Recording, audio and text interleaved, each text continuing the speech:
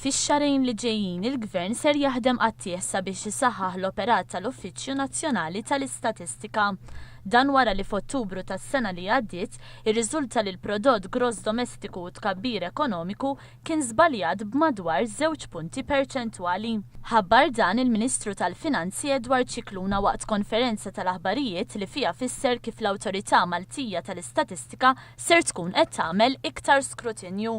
L-istatistika tanti importanti għal-gvern tagħna, għan-nies tan-negozju, għall-kummissjoni, għall-investituri barranin. Ġifieri l-ħares ma jkunx statistika li hija reliable ta' wieħed joqgħod fuqha għaliex inkella nitilfu r-reputazzjoni tagħna. Dan ix-xogħol issa sar anke bl-għajnuna ta' espert u issa tawni r-rapport illi fuqu jiena se nżid ir-riżorsi sew tal-istatistika ma wkoll tal-awtorità. Huwa qal li dan il-Gvern ma jridx li jitfa' l-iżbalji taħt it-tapit iżda li jindirizzhom. Il-Ministru Edward Cicluna qal li l-Kummissjoni Ewropea ħadmet fuq regolamenti ġodda għal governanza aktar jibsa fuq l-Aġenziji Nazzjonali dwar l-Istatistika.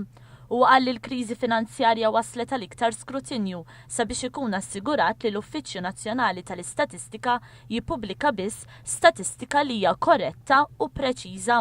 Huwa saħaq fuq is-separazzjoni bejn l-Awtorità Maltija tal-Istatistika bħala regolatur u l-Uffiċċju Nazzjonali tal-Istatistika bħala operatur. Iċ-Chairman tal-Awtorità Maltija tal-Istatistika Albert Leone Ganado għalli l-akbar difett kien li ma kienx hemm database ċentrali u li kienu jintużaw ħafna spreadsheets.